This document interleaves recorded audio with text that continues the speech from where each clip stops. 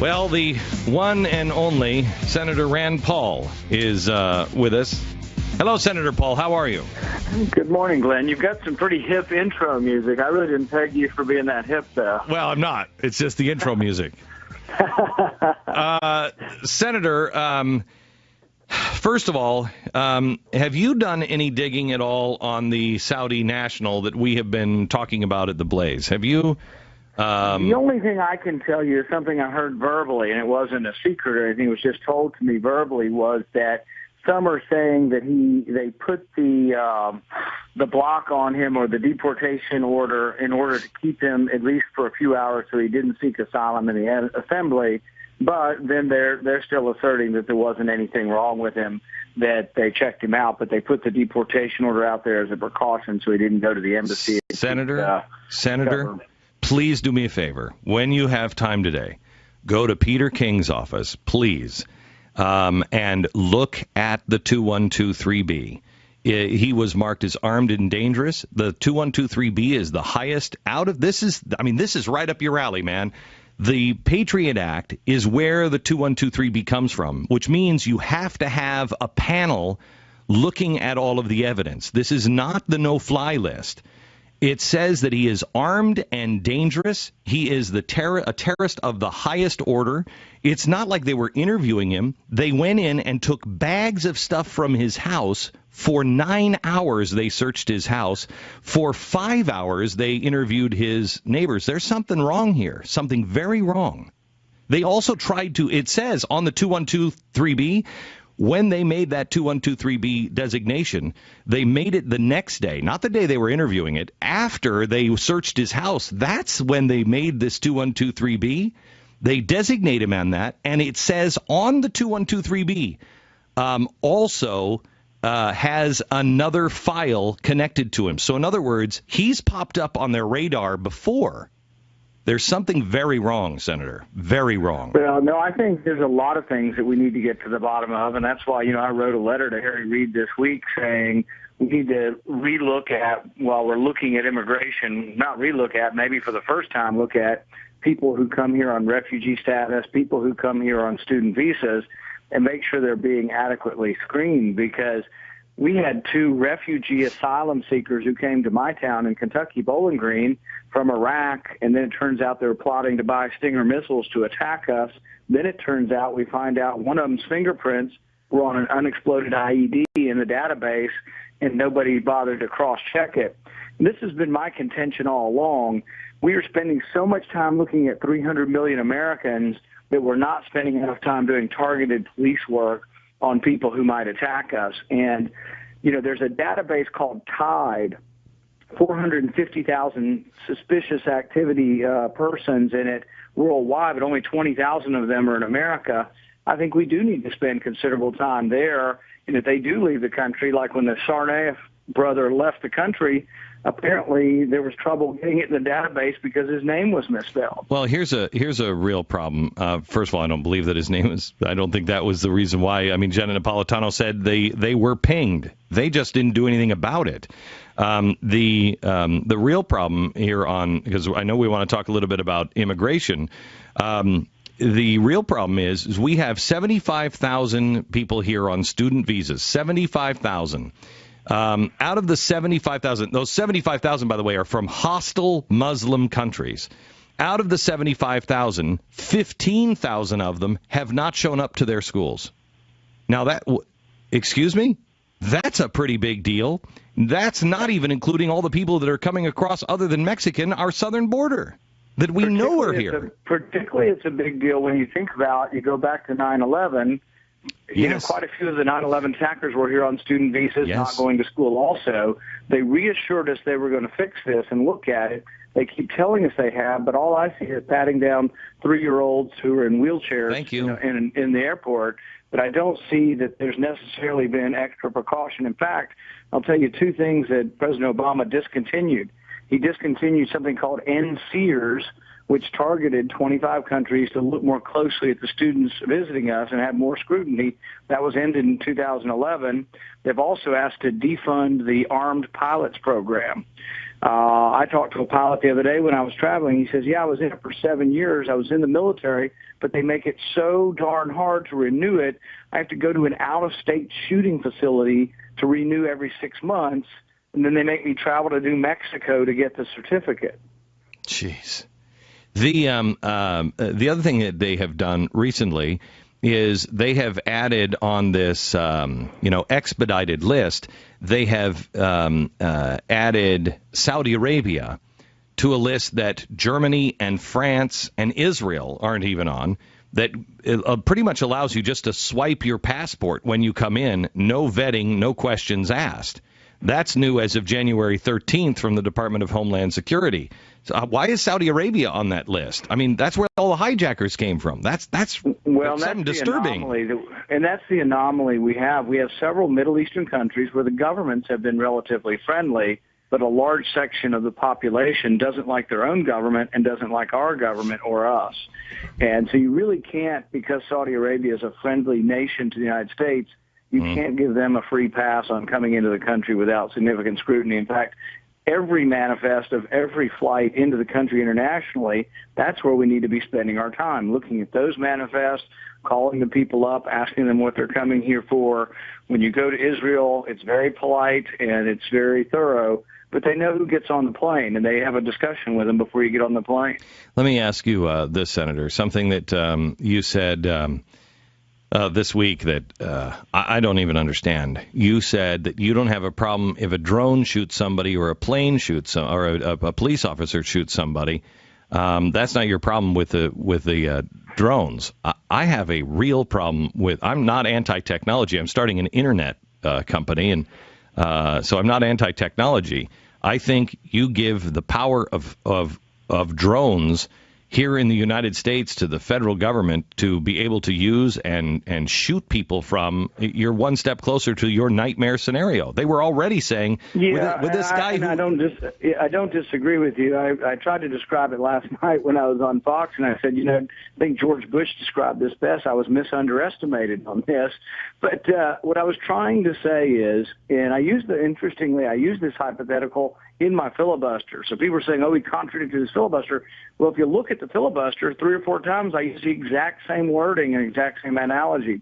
What I was trying to describe was a gunfight. It's a gunfight where someone's coming out of a liquor store and shooting at the policeman.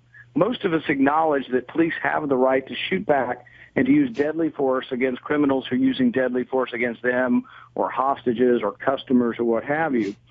The point I was trying to make is there may be a day where the policeman, instead of getting out of his car, pushes a button and some kind of robotic firing arm, which may fly, comes out of the car and is able to engage in the firefight instead of the policeman getting out of the car. That's what I'm imagining, not a drone from 50,000 feet dropping Hellfire missiles on these people. I got news for you. If that ever happens, the Second Amendment is absolutely dead no matter what, unless we at least have fully automatic weapons, because that kind of technology into the hands of a government keeps their people. The thing is we have technology. Like, for example, if there's a bomb in there, nobody seems to complain about using a robot to dismantle a bomb.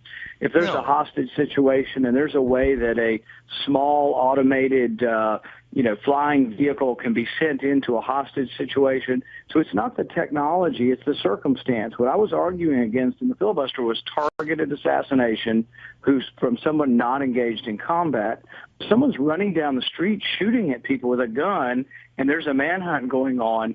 You don't have to at that point say, we have to go get a warrant. No, that's a deadly situation when the police have always been recognized they can respond, club, spear, what have you. It's not about the technology. It's about the circumstances and how we protect the Bill of Rights. And you may in the end be right. I am against it because I don't want to give this government any more power. I don't want to give any man any more power. We saw it. I mean, this guy, and I feel bad. No, I don't. I feel like John Adams here. In fact, in the shot heard around the world in Boston, John Adams found himself in the same situation that I felt like I was in last Friday when they said we're not going to give this guy the Miranda rights. We're not going to Mirandize him, because He's an enemy combatant. I got news for you. He's an American citizen. If you're coming over from Saudi Arabia and you're not an American citizen, see ya, dude. See ya. But if you are I've been very vocal with saying that we shouldn't charge people as enemy combatants, American citizens, that's what separates us from them. Yes. That's what our soldiers are fighting for, is the Bill of Rights. Correct. And absolutely, we give trials, and that's what separates us from them, and really us from even a lot of other democratic countries who don't have really a significant right to trial by jury. We do, and it's what makes America special. I'm confident he can be convicted in a court. As far as a Miranda, is there some kind of special exception? There probably is. If, a bomb has been set and it's going off, or a hostage is being held somewhere else at a location and going to be killed, to ask them a quick question in an emergency situation, where's the other hostage, where's the gun, where's the bomb, things like that. But most of the time that doesn't even preclude prosecution because there's other evidence to prosecute with. Well, I want to be very careful on the slippery slope here because we were talking to Jeff Flake yesterday, and I think Jeff is a really good guy and an honest guy, and one of the guys really on our side on the at least financially on the subject of immigration control. He's like, we're gonna build that fence and no, they're not. No, they're not. And I don't want to give any more ground because they haven't done the things they're supposed to do in the first place. When you start doing the things you're supposed to do, then come back to me and talk to me about what else you want to do. I mean, I feel like my father when I say that. Glenn, when you get everything done, what you're supposed to get done, then you come back and talk to me about something else you want to do.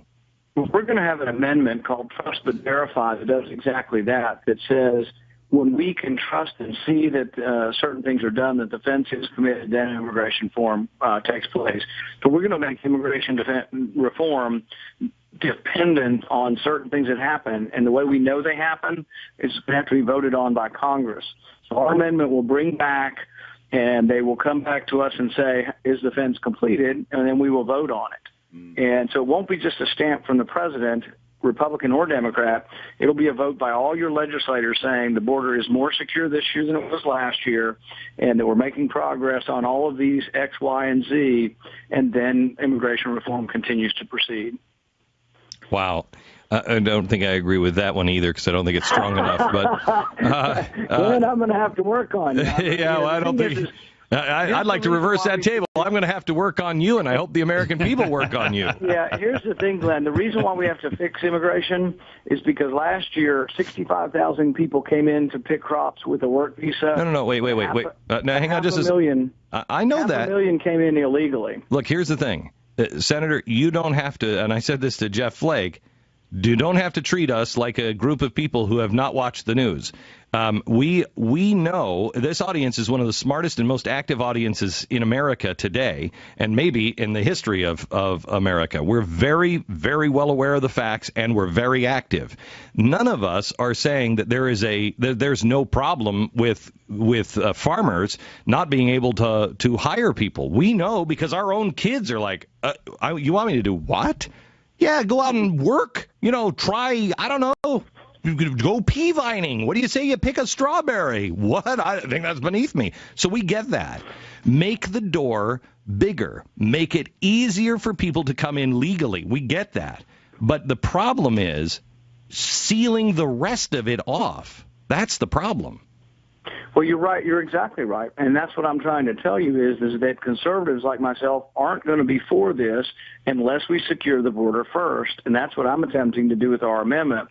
Our language will come out sometime in the next week or so. We want to have it out there for several weeks so people can look at what we're trying to do.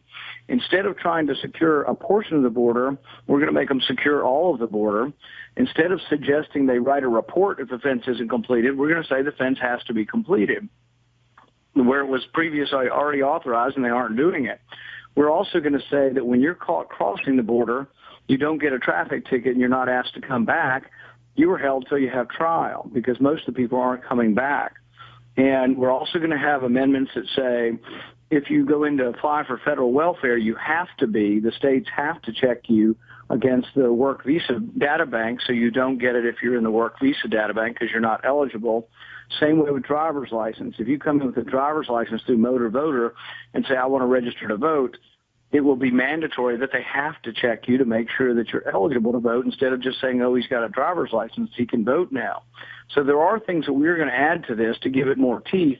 And then hopefully there are parts of the bill that do make the work visa problem go away, where we won't have 65,000 officially enter, but 500,000 enter illegally every year. Okay, Senator, could I ask you if you would consider doing something? Sure. Would you consider, when you have that bill ready, giving that over to us, let us put it out on glennbeck.com, theblaze.com, let our viewers read all of it, then come back. We'll let them comment on it.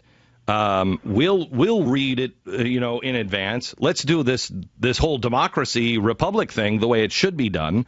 And then you come back, we'll have our questions, and then you answer the questions. Absolutely, because the thing about it is that's the way it should work, because I hear every day things we do and people will say, oh, you could make it a little bit better. We take suggestions all the time on how to make legislation better or what legislation to introduce. Now, we don't win a lot of battles because I'm in the minority up here, sometimes the minority of the minority, but we're perfectly willing to do that, and we do want to get it out, and that's why we keep telling them, don't rush to this thing. Let's don't get it and pass it before we get a chance to talk about national security, refugee status, student visas, and whether or not the work program is fixed. If the work program is not fixed, then we're going to be going through this again in 10 years. But that's what we have to discuss.